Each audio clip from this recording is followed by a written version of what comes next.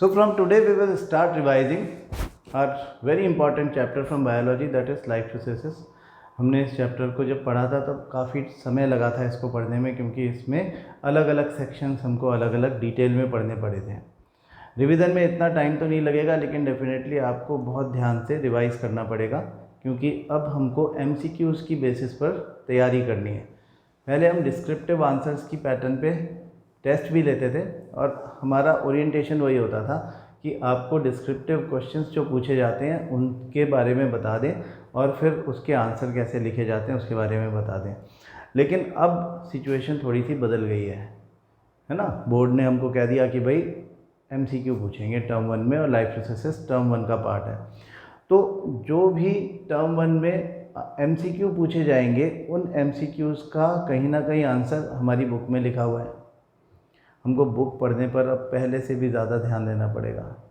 हाँ, आपसे questions MCQ pattern पे ही पूछे जा रहे हैं, ठीक है, तो उसका ध्यान दें कि वो क्वेश्चंस जो आ रहे हैं वो आपकी बुक में से ही आ रहे हैं। We need to read very extensively word by word, और यहाँ पे हम रिवीजन करेंगे तो हम उन सभी हाइलाइटिंग पॉइंट्स को हाईलाइट करेंगे। हम उसको यहाँ से MCQ किस तरह का बनता है इस चीज़ पर फोकस ज़्यादा रखेंगे। तो सबसे पहले हम एक ओवरव्यू ले लें। कोई भी बड़ा चैप्टर जब आप शुरू करते हो रिवाइज करना, तो आपको उसका एक ओवरव्यू पता होना चाहिए कि मतलब क्या क्या है इसमें।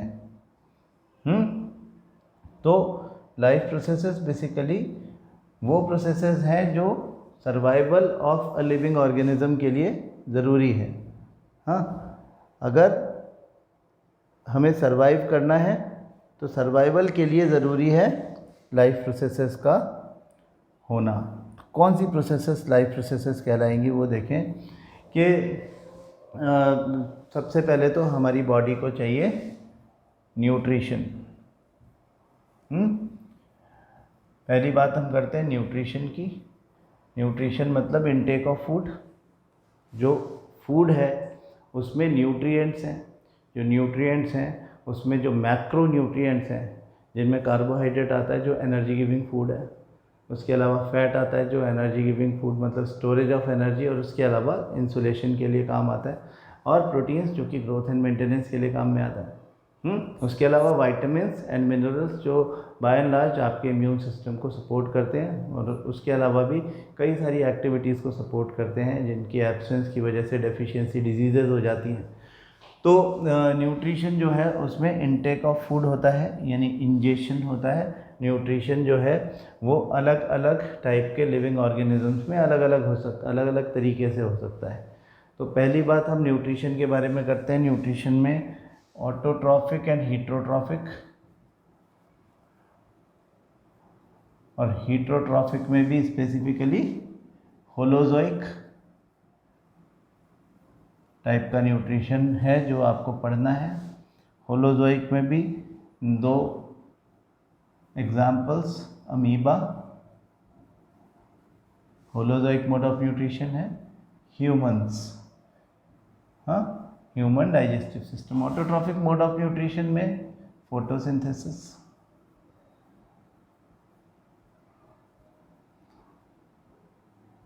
और इससे एसोसिएटेड तमाम तरह के क्वेश्चंस जो कि हम डिस्कस करेंगे। तो पहला सेक्शन हो गया न्यूट्रिशन। न्यूट्रिशन में ऑटोट्रॉफिक, हीट्रोट्रॉफिक, बाकी आपको पूरा क्लासिफिकेशन ऑफ न्यूट्रिशन, हीट्रोट्रॉफिक के वेरियस टाइप्स भी पता होना चाहिए, लेकिन एलाबोरेशन होलोजोइक का और ऑटोट्रॉफिक का ही होता है ना, यानी फोटोसिंथेसिस और डाइजेस्टिव सिस्टम और अमीबा में डाइजेशन, इन तीन चीज़ों पे ध्यान देना है। साथ में हमें ध्यान देना है कि वेरियस टाइप्स ऑफ एंजाइम्स जो कि ह्यूमन डाइजेस्टिव सिस्टम में काम आते हैं, उनके फंक्शंस कहाँ पे रिलीज़ होते हैं, कैसे रिलीज़ होते हैं, इनके बारे में नॉलेज हमको होना चाहिए। यहाँ से ही क्वेश्चन बनते हैं। तो पहली बात हो गई न्यूट्रिशन की। दूसरी बात हो गई respiration. Respiration, aerobic, anaerobic, that is a chemical reaction. Basically respiration is a chemical reaction which takes place inside the cell and is responsible for release of energy which is required by the cell to perform the metabolic activities inside it. तो ये जो respiration है इसमें autotrophic क्या, aerobic anaerobic दोनों की बात होगी। अनएरोबिक में आप बता दें कि फर्मेंटेशन क्या होता है। फर्मेंटेशन और इसके अलावा हमारे ह्यूमन मसल में लैक ऑफ ऑक्सीजन की वजह से होने वाला अनएरोबिक रेस्पिरेशन इन्वॉल्व है। ग्लाइकोलिसिस कॉमन प्रोसेस है एरोबिक अनएरोबिक दोनों में। क्रेब्स साइकिल डिटेल तो नहीं, लेकिन हाँ हमें पता होना चाहिए कि क्रेब्स साइकिल इन माइटोकॉन्ड्रिया किस तरह से पायरुवेट को कार्बन डाइऑक्साइड एंड वाटर में कन्वर्ट कर लेता है, एनर्जी बनती है। तो aerobic in presence of oxygen, anaerobic in absence of oxygen. उसके अलावा रेस्पिरेशन का पार्ट है ब्रीदिंग। तो ब्रीदिंग प्राइमरीली इन ह्यूमंस, हमारा रेस्पिरेटरी ट्रैक्ट और रेस्पिरेटरी सिस्टम हम उसी को कहते हैं एक्चुअली। तो रेस्पिरेटरी सिस्टम या रेस्पिरेटरी ट्रैक्ट जो है उसका एलैबोरेशन और ब्रीदिंग का मैकेनिज्म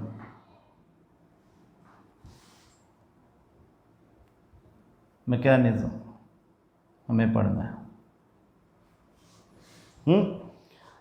तो लंग्स का फंक्शन, एल्वियोलाई का फंक्शन, किस तरह से एक्सचेंज ऑफ गैसेस होती है, हीमोग्लोबिन का क्या रोल है, ब्लड कैसे आता है, प्योरिफिकेशन या ऑक्सीजनेशन ऑफ ब्लड किसे कहते हैं, है ना, इन सब के बारे में हमें पता होना चाहिए। ट्रैकिया के बारे में कुछ खास बातें, मतलब मैकेनिज्म के अलावा जो आपका रेस्पिरेटरी ट्रैक्ट या रेस्पिरेटरी सिस्टम है उसमें नोस्ट्रिल्स एंड हेयर्स का क्या रोल है, फेरिंग्स का क्या रोल है, लेरिंग्स का क्या रोल है, ट्रैकिया का क्या रोल है, ये सब बातें हमें पता होना चाहिए।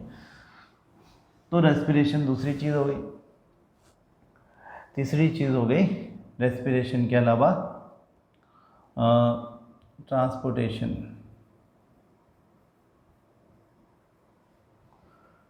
ट्रांसपोर्टेशन प्लांट और एनिमल में अलग अलग फिनोमिना है। हाँ, प्लांट्स में ट्रांसपोर्टेशन अलग तरह से होगा, एनिमल में अलग तरह से होगा।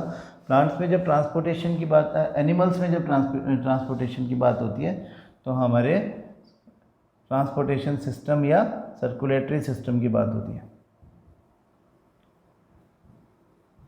Circulatory system. अब ये सर्कुलेटरी सिस्टम जो कि चीज़ों को लेकर के जाएगा एक जगह से दूसरी जगह, ट्रांसपोर्टेशन करेगा।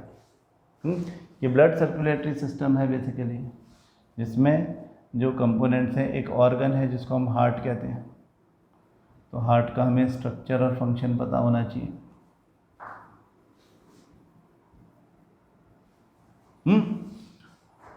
इसके साथ में blood, that is a tissue, इसके भी हमको कंपोजिशन एंड फंक्शन पता होने चाहिए। मतलब वो कितनी चीज़ों से मिलके बना हुआ है, 9th क्लास में पढ़ के आए हो, composition and function. Her part का फंक्शन पता होगा तो ब्लड का ओवरऑल फंक्शन पता चल जाएगा। फिर ब्लड वेसल्स, इनको हम चैनल्स बोलते हैं। Channels which are responsible for blood circulation in our body, they are arteries, veins और दोनों को जोड़ने वाली कैपिलरीज।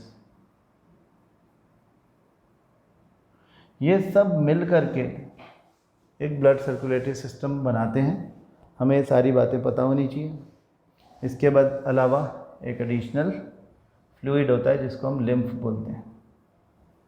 लिम्फ के भी बारे में हमें नॉलेज होना चाहिए। पहले हमने जब वीडियो देखा था तो उसमें सारी चीज़ें बहुत डिटेल में थी, अभी भी हम इन सबको टच करेंगे। हाँ, बस थोड़ा सा टाइम कम लगेगा इस बार, क्योंकि हमें उतनी इलाबोरेशंस में नहीं जाना और वीडियो नहीं लेने हैं, हम इनको याद करेंगे और हमारी बुक में टैली कर लेंगे। तो सर ये तो एनिमल्स में हो गया, ह्यूमंस में हो गया खास करके। प्लांट्स में आपको वही याद करना है जो 9th-10th में था, xylem, phloem are the vascular tissues, complex permanent tissues. Xylem is responsible for the transportation of water and minerals. हाँ, फ्लोएम का काम है translocation of food.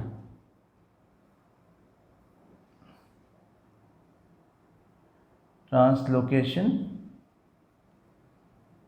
Of food बनता है इनसाइड द प्लांट ओनली। हाँ, उसका ट्रांसलोकेशन मतलब एक जगह से दूसरी जगह लेके जाना, ऑब्वियसली उस जगह पे लेके जाना जहाँ पर उसकी ज़रूरत है, लिविंग सेल्स में पहुँचाना। हमें ये बात बिल्कुल पता होनी चाहिए कि बहुत सारी सेल्स प्लांट में नॉन लिविंग भी होती हैं। तो इन दोनों के बीच में भी कंपैरिजन, दोनों मूवमेंट के, दोनों के फंक्शन के बीच में भी कंपैरिजन, ये हमें इसमें पता होना चाहिए। And the last is excretion.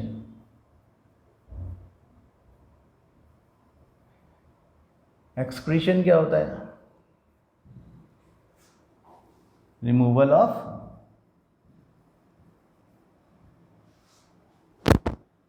Waste और हार्मफुल सब्सटेंसेस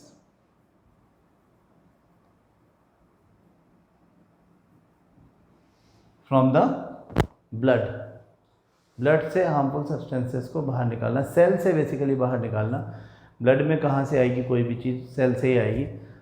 तो सेल्स में जो मेटाबॉलिक एक्टिविटीज़ होती हैं उनके रिजल्ट में कुछ हार्मफुल सब्सटेंसेस अगर बनते हैं तो सेल उन्हें बाहर निकाल देती है। जब वो बाहर आते हैं तो वो टिश्यू फ्लूइड में होते हैं, और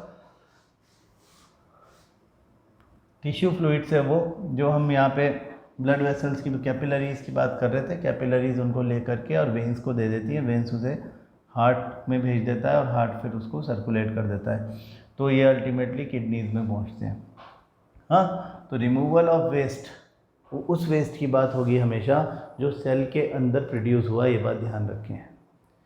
हाँ, अनडाइजेस्टेड फूड, ऐसा फूड का पार्ट जो डाइजेस्ट नहीं हो पाया किसी कारण से, that is also removed out of the body, लेकिन हम उसको इजेशन बोलते हैं, एक्सक्रीशन नहीं बोलते हैं। Removal of excreta is egestion not excretion, ये बात हम ध्यान रखेंगे। तो इसमें एक्सक्रीटरी सिस्टम है, यानी किडनी वाला सिस्टम।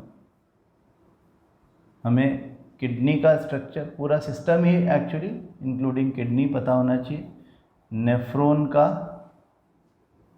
स्ट्रक्चर, उसके डायग्राम को अच्छे से, लेबलिंग देखो उसकी, ड्रॉ करना तो आएगा नहीं, लेकिन लेबलिंग पता होना चाहिए। और नेफ्रॉन के साथ हमारा जो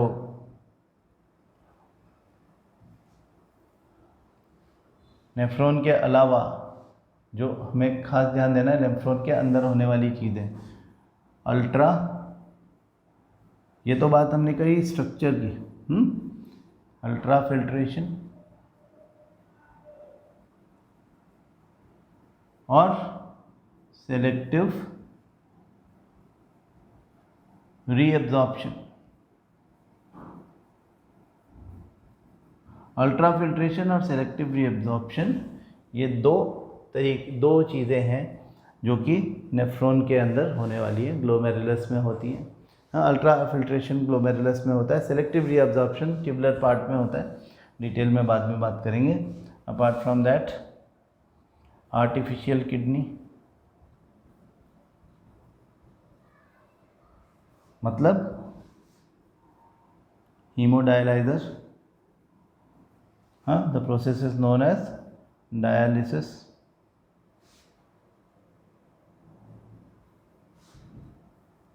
डायलिसिस, ब्लड का डायलिसिस, मतलब कि हमारे अगर किडनीज काम करना बंद कर दें तो ब्लड को बॉडी से बाहर निकाल करके और उसको एक हीमोडायलाइज़र से होके गुजारा जाता है, जिससे कि उसका जो नाइट्रोजिनस वेस्ट है वो बाहर निकाला जा सके।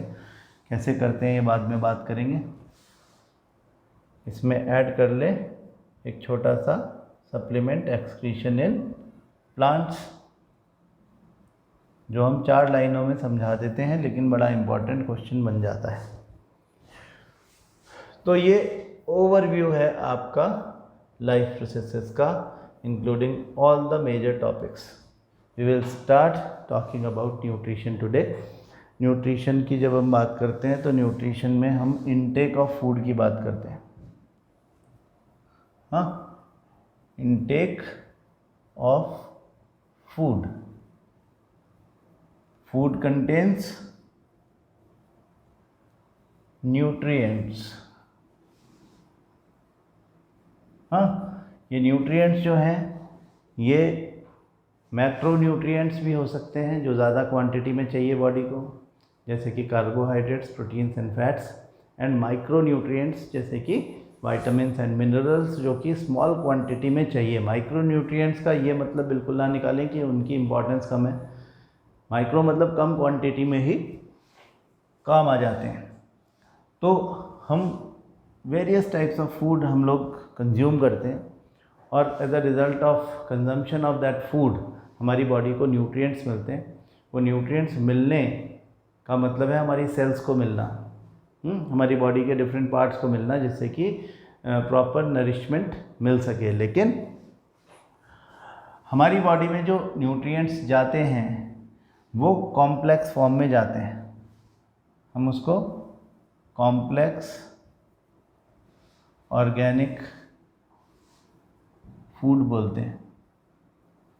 हाँ, हमारे डाइजेस्टिव सिस्टम का काम है कॉम्प्लेक्स ऑर्गेनिक फूड को सिंपल ऑर्गेनिक फूड में बदल देना। ये होलोजोइक मोड ऑफ न्यूट्रिशन है, जिसमें डाइजेशन की प्रोसेस को समझा रहे हैं कि with the help of certain biocatalyst which are known as enzymes, कुछ एंजाइम्स की हेल्प से कॉम्प्लेक्स ऑर्गेनिक फूड को सिंपल ऑर्गेनिक फूड में कन्वर्ट कर दिया। सिंपल ऑर्गेनिक नहीं, सॉरी, सिंपल इनऑर्गेनिक फूड है ये। हाँ, सिंपल इनऑर्गेनिक फूड है। जैसे हम उसको ग्लूकोज के अलावा प्रोटीन्स, फैट्स में भी बदल दे रहे हैं। हाँ, तो आप इसको इस तरह से समझें कि हमारा फूड जो है वो हमें ग्लूकोज की फॉर्म में कार्बोहाइड्रेट की फॉर्म में मिला, जो कि कॉम्प्लेक्स है, और हमने उसको सिंपल फॉर्म में कन्वर्ट कर दिया। हमने उसको यूनिटरी फॉर्म में ग्लूकोज में कन्वर्ट कर दिया। या फिर हमें प्रोटीन मिला। छोटी क्लासेस में हम इनके सोर्सेस के बारे में सीखते हैं, जिसको हमने अमाइनो एसिड्स में कन्वर्ट कर दिया। या हमें फैट्स मिले, हमने उनको फैटी एसिड्स और या एंड ग्लिसरॉल में कन्वर्ट कर दिया। ये डाइजेशन है जो होलोजोइक मोड ऑफ न्यूट्रिशन है with the help of enzymes. लेकिन जो इनटेक ऑफ फूड है वो सब में ऐसा नहीं होता। सबको इस तरह से फूड अपना कंज्यूम करना पड़े, सबकी अलग अलग स्ट्रेटजी है। जैसे कि हम कहते हैं कि जो फंगस होते हैं वो डाइजेशन पहले करते हैं और सक बाद में करते हैं। पहले डिकम्पोजिशन होता है, कॉम्प्लेक्स फूड सिंपल फूड में कन्वर्ट होता है, उसके बाद उसको सक करते हैं, कंज्यूम करते हैं। तो ऐसा जो हो रहा है फंगस का, उसमें भी वो एक्चुअली किसी एक्सटर्नल सोर्स से फूड ले रहा है।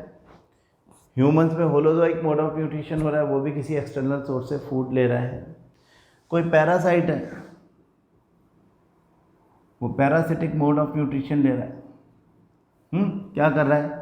किसी दूसरे लिविंग ऑर्गेनिज्म की बॉडी में जा कर के या तो इंटरनली या तो एक्सटर्नली, वो वहाँ से अपना फूड डिराइव कर रहा है। जब उसे वहाँ से फूड मिल जा रहा है तो फिर वो उसी के साथ में सर्वाइव कर रहा है विदाउट किलिंग इट। हाँ, एटलीस्ट वो उसको हंट करके मारता नहीं। यहाँ पे एक कन्फ्यूज़न पहले भी हो गया था कि कुछ लोग क्वेश्चन पूछ रहे थे कि विदाउट किलिंग इट क्यों बोल रहे हैं हम पैरासाइट्स को, क्योंकि देयर आर मैनी पैरासाइट्स जो हमारी बॉडी में आते हैं और दे किल अस, है ना। तो इसको यूँ समझें कि जब हम पैरासाइट की बात करते हैं और ये कहते हैं कि they derive food from a living organism's body without killing it, इसका मतलब ये है कि वो मार के नहीं खाते, वो फूड डिराइव करते हैं एक लिविंग बॉडी से। अब हो सकता है कि वो पैरासाइट्स इस दौरान बॉडी को इतना नुकसान पहुंचा दें कि उनको कुछ बॉडी को कुछ डिजीज़ेस हो जाएं और उन डिजीज़ेस की वजह से उनका कोई ऑर्गन फेलियर हो जाए लेटर ऑन, नॉट इमीडिएटली। हाँ, लेटर ऑन कभी ऐसा हो जाए कि उस पेशेंट की डेथ हो जाए। जैसे कि हम कहते हैं कि मॉस्किटो जो है वो एक एक्सटर्नल पैरासाइट है, वो ब्लड सक कर रहा है, सैंगीवोरस है। जो ब्लड सक करता है उसको सैंगीवोरस बोलते हैं। तो वो ब्लड सक कर रहा है, ब्लड सक करने, वो ऐसा नहीं है कि वो पहले मारेगा फिर ब्लड सक करेगा, है ना। मच्छर आप पे अटैक करके आपको किल कर दे और उसके बाद ब्लड सक करे तो हम कहते हैं कि इसने हंट कर दिया, है ना। तो वो हंट नहीं कर रहा है, वो आपका ब्लड सक करने के लिए आया, मौका मिलते ही ब्लड सक करेगा, भाग जाएगा। आपको क्या होगा, हो सकता है कि वो मॉस्किटो कैरियर हो प्लाज्मोडियम का और आपको मलेरिया हो जाए, या डेंगू वायरस अपने साथ लेके आया, आपको डेंगू हो जाए। अगर ऐसा होगा तो आप बीमार पड़ जाओगे, और बीमार पड़ने के बाद कुछ परसेंट केसेस होते हैं जिसमें डेथ भी हो जाती है ना। तो अगर डेथ हो गई तो उसने, मच्छर ने मार के अपना फूड डिराइव नहीं किया है, वो लिविंग बॉडी से विदाउट किलिंग अपना फूड डिराइव कर रहा था। ये उसका कोई साइड इफ़ेक्ट है जो कि तुरंत नहीं आता है, काफ़ी समय के बाद में आता है। हाँ, we can compare it with lion, that a lion hunts a deer in the jungle and kills it first, then eat. तो उसको हम नहीं कह सकते कि विदाउट किलिंग इट। हाँ, क्योंकि ऐसा भी पूछते हैं कि जब लायन भी ऐसा किसी को खा रहा है, डियर को खा रहा है, तो वो भी तो पैरासाइट है, किसी और की बॉडी से अपना फूड डिराइव कर रहा है। नहीं, वो जिंदा डियर का फ्लैश नहीं खा रहा है, वो उसको पहले हंट करता, उसको हंट डाउन करता, किल करता उसको पहले, फिर उसके बाद वहाँ से वो फूड डिराइव करता है। तो दोनों में फ़र्क है। एक चीज़ और हमने बोली थी कि जो हमारे सिम्बायोसिस होता है, सिम्बायोसिस में भी फूड बाहर से मिल रहा है। सिम्बायोसिस एक स्पेशल टाइप का अरेंजमेंट है between the two living organisms, जिनके बीच में एक्सचेंज ऑफ मटेरियल हो रहा है, बार्टर हो रहा है। हाँ, जैसे एल्गी और फंगस, लाइकेन। हाँ, लाइकेन में एल्गी एंड फंगस का एक सिम्बायोटिक कॉम्बिनेशन है, जिसमें एल्गी क्योंकि प्लांट है, can make its own food by photosynthesis, तो वो फूड बनाता है। That food is provided to the fungus associated with it. उसके बदले में जो फंगस है वो वाटर एंड मिनरल एब्जॉर्ब करके और एल्गी को दे देता है। तो ये लाइकेन जो होते हैं वो ट्री के बाक में मिल सकते हैं, रॉक्स के ऊपर मिल सकते हैं, ऐसी सब कंडीशंस में मिल सकते हैं जहाँ पर वाटर की अवेलेबिलिटी बहुत कम होती है, और एल्गी को तो वाटर चाहिए। लाइकेन जैसे कॉम्बिनेशन में वो वाटर के बिना भी सर्वाइव कर सकता है, क्योंकि वाटर का प्रोक्योरमेंट फंगस कर रही है।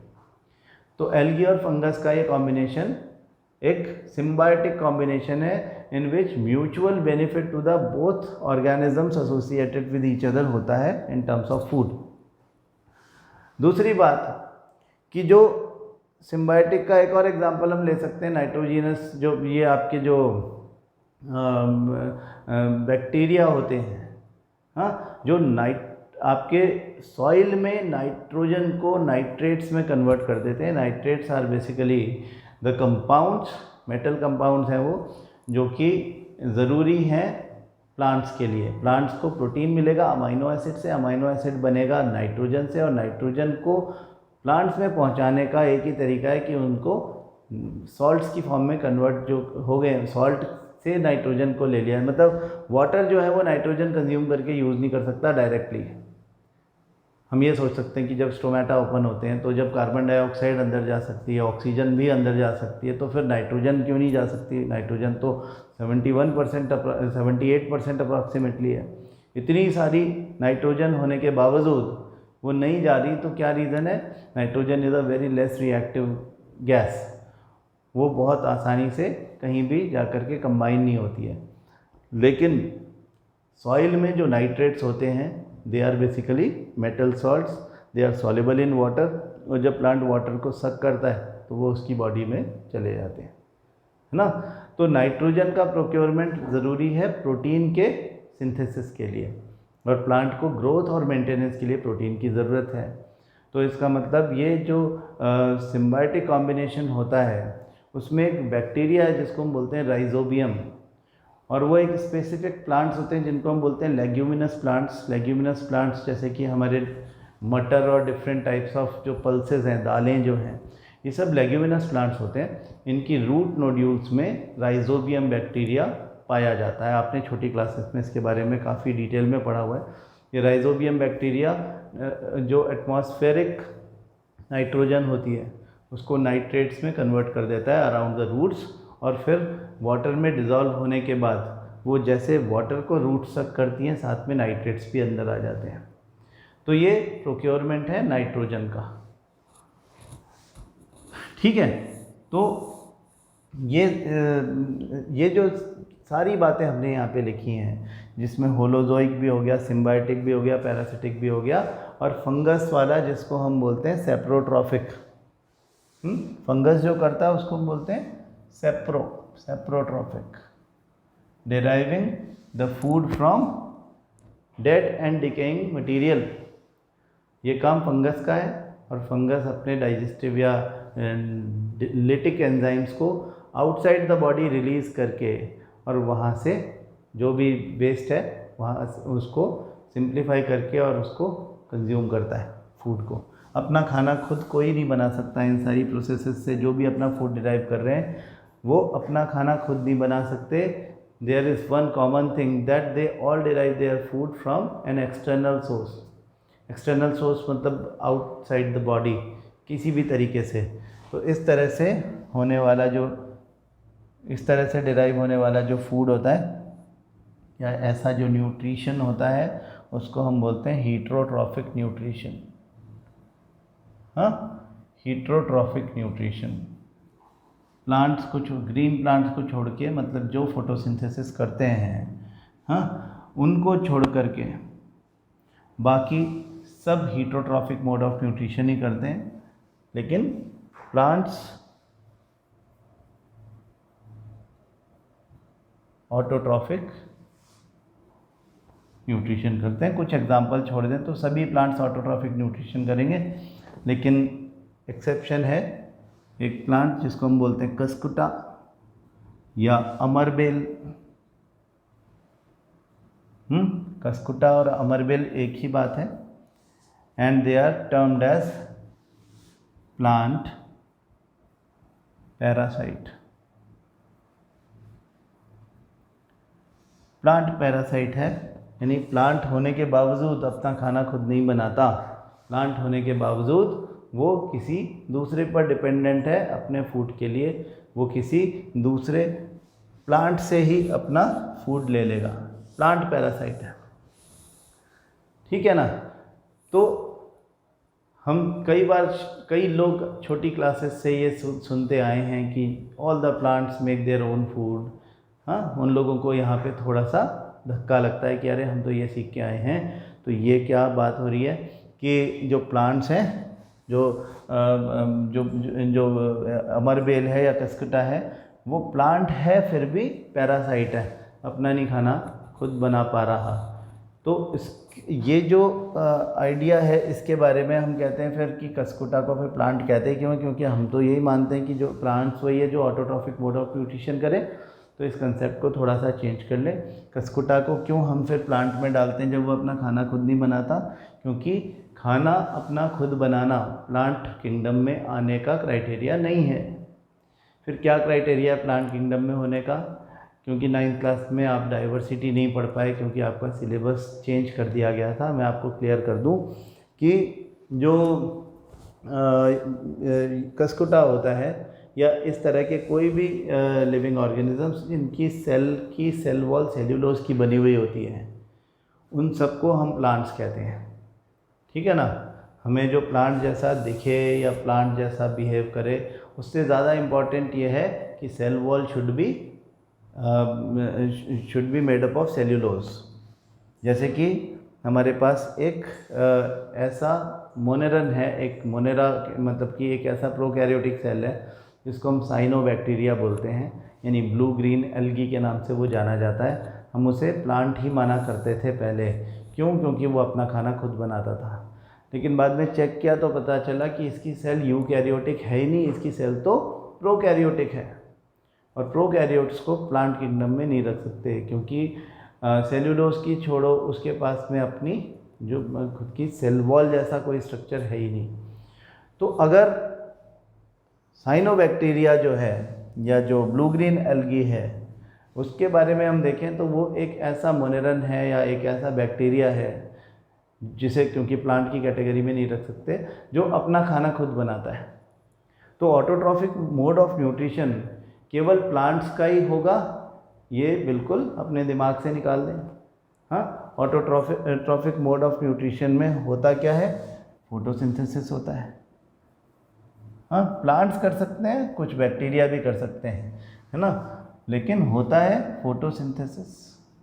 फोटोसिंथेसिस के लिए किस तरह के स्ट्रक्चर चाहिए? Inside the cell they want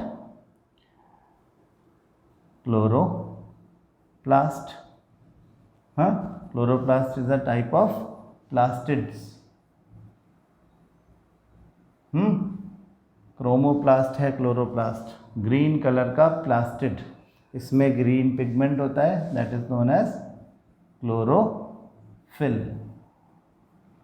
आपको याद होगा कि हमने बहुत अच्छे वीडियोस देखे थे ये समझने के लिए कि सेल के अंदर जब एक्चुअली लीफ के स्टोमेटा के थ्रू जब कार्बन डाइऑक्साइड जाती है और वाटर जाता है तो इनसाइड द सेल क्या चल रहा होता है? हाँ, इनसाइड द लीफ जो सेल्स होती हैं उन सेल्स के अंदर क्या चल रहा होता है, ये चीज़ हमने सीखी थी जब एक केमिकल रिएक्शन के थ्रू हमारा फूड बनता है, यानी ग्लूकोज बनता है और ऑक्सीजन रिलीज होती है। तो अगर हम देखें इस चीज़ को कि फोटोसिंथेसिस, तो क्लोरोप्लास्ट और उसमें भरा हुआ क्लोरोफिल इम्पॉर्टेंट है। Then raw material for photosynthesis, क्या रॉ मटेरियल चाहिए? We require carbon dioxide and water. Carbon dioxide कहाँ से आएगा? एयर से आएगा। कैसे आएगा? लीफ की सरफेस पर स्मॉल पोर्स होते हैं, स्टोमेटा। हाँ, ये स्टोमेटा के थ्रू आएगा। हाँ, एक्सचेंज ऑफ गैसेस से आएगा। तो हम क्या ध्यान रखें कि हमें ये स्ट्रक्चर्स के बारे में भी पढ़ना है। वाटर तो रूट से एब्जॉर्ब हो जाता है, रूट से वाटर को ले लेते हैं, तो रूट से ले लेंगे तो आ जाएगा। तो हमें क्या ध्यान रखना है? इसका स्ट्रक्चर भी पढ़ना है और स्टोमेटा का स्ट्रक्चर भी पढ़ना है, गार्ड सेल भी पढ़ना है, वो भी इसका ही पार्ट है। तो फोटोसिंथेसिस में कौन से सोर्सेस हैं ऑफ इंफॉर्मेशन जहाँ से क्वेश्चन बनेगा? वहाँ पे एक तो बनेगा इसकी प्रोसेस से, हाँ, कि फोटोसिंथेसिस का जो प्रोसेस है वो हमें पता होना चाहिए ठीक ठीक। दूसरा, हमें उसके रॉ मटेरियल्स के बारे में मालूम होना चाहिए।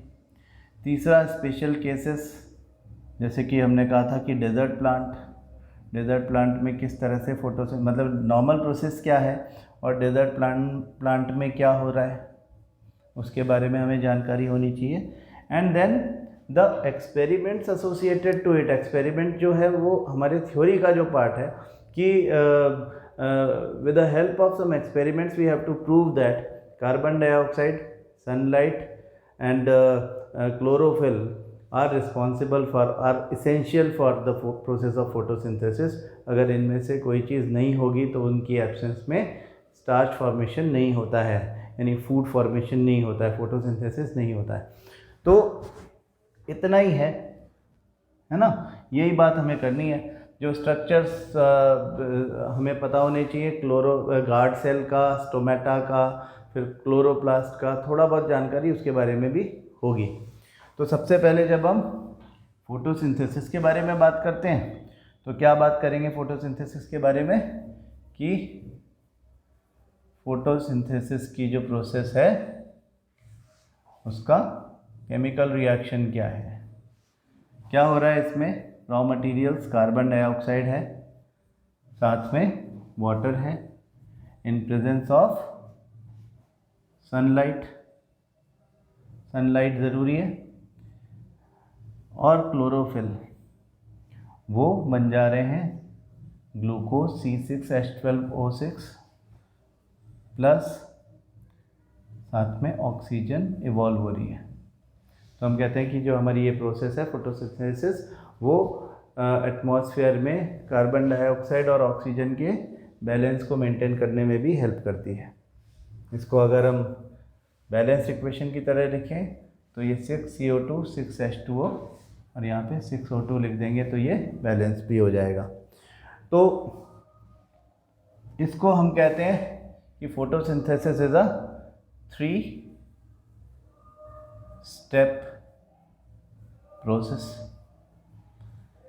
3 स्टेप लगते हैं ना इसमें। 3 स्टेप प्रोसेस कैसे है कि स्टेप 1 में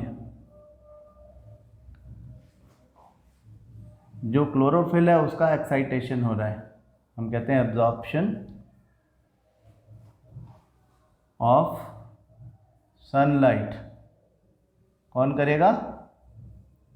एब्जॉर्प्शन ऑफ सनलाइट करेगा क्लोरोफिल, और खुद इलेक्ट्रॉन रिलीज कर देगा। इसको हम बोलते हैं excitation of chlorophyll, excitation of chlorophyll.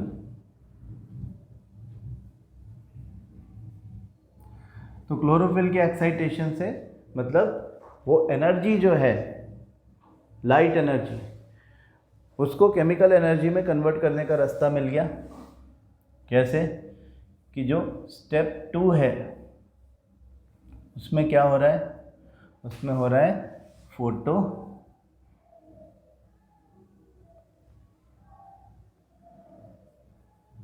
Photosynthesis.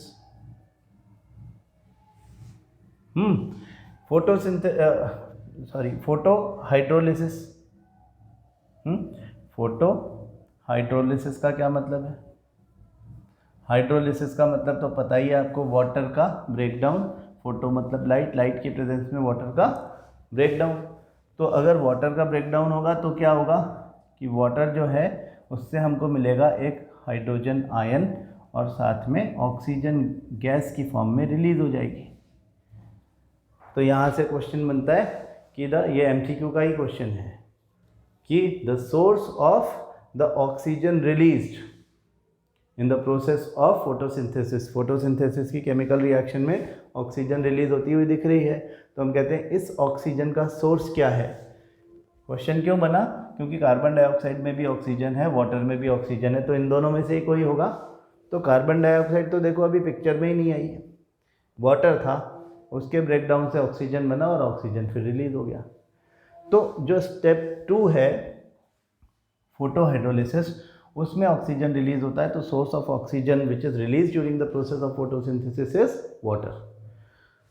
अब इस हाइड्रोजन को कार्बन डाइऑक्साइड के पास लेके जाना है, स्टेप 3। कार्बन डाइऑक्साइड के पास हाइड्रोजन को लेके जाएंगे। कौन लेके जाएगा? एक हाइड्रोजन आयन कैरियर है। कौन है? NADP। Nicotinamide adenine dinucleotide phosphate, वो हाइड्रोजन को होल्ड करेगा, NADPH बना लेगा और फिर उसको यहाँ लेके जाएगा। तो हाइड्रोजन यहाँ पर कार्बन डाइऑक्साइड के साथ में जब कंबाइन हो जाएगा, ऐड हो जाएगा, तो बन जाएगा ग्लूकोज C6H12O6। हम कहते हैं कि जो फर्स्ट स्टेप है और उससे एसोसिएटेड सेकंड स्टेप है, उन दोनों में सनलाइट नेसेसरी है, बिना सनलाइट के काम नहीं होगा, इसलिए इनको लाइट रिएक्शन बोलते हैं। हाँ, और जो स्टेप 3 है उसको हम डार्क रिएक्शन बोलते हैं। Light reaction, dark reaction. Photosynthesis का 3 स्टेप का प्रोसेस है। अब यहाँ से कुछ भी पूछा जा सकता है, आपको हर बात की ठीक ठीक जानकारी होनी चाहिए। NADP है, हाइड्रोजन आयन कैरियर है, हाइड्रोजन को उठाकर कार्बन डाइऑक्साइड को देता है। ये जो प्रोसेस हो रहा है, ये हमने कहा था कि जो प्लास्टिड होता है, क्लोरोप्लास्ट, उसके अंदर उसका ग्रैना और स्ट्रोमा 2 पार्ट है ना। तो उसका जो ग्रैना है उसमें हमने देखा कि थाइलेकॉइड्स होते हैं, डिस्क लाइक स्ट्रक्चर, उसके अंदर क्लोरोफिल भरा हुआ रहता है। वहाँ पे सनलाइट का एब्जॉर्प्शन होगा, absorption of sunlight step 1 and then photo hydrolysis. Water तो हर जगह होता है ना, तो ये तो ग्रैना में हो जाएगा। जो स्ट्रोमा है उसका जो मैट्रिक्स है उसमें है कार्बन डाइऑक्साइड, तो स्ट्रोमा में ग्लूकोज का फॉर्मेशन होगा। तो ग्रैना से स्ट्रोमा तक हाइड्रोजन को लेकर के हाइड्रोजन आयन को लेके जाने का काम NADP का है ना। अगर आपको प्रॉपर नॉलेज है टॉपिक की तो MCQ में आपको कोई अटका नहीं सकता। नॉलेज नहीं है तो आप कंफ्यूज हो जाओगे, हर क्वेश्चन कंफ्यूज कर सकता है। ठीक है, तो इसके आगे कल बात करना शुरू करेंगे। फोटोसिंथेसिस की 3 स्टेप प्रोसेस इतनी ही है। कल हम इसके आगे बात करना शुरू करेंगे कि देखेंगे कि स्टोमेटा किस तरह का, उसका डिज़ाइन क्या है, उसका लेबल डायग्राम पूछा जाता है हमसे, है ना। आप थोड़ा सा ये नज़र में से निकाल लो कि आपकी बुक में क्या क्या डायग्राम्स दिए हुए हैं। डायग्राम्स भी MCQ में पूछे जा सकते हैं। ठीक है, बाकी बातें कल की क्लास में। Thank you.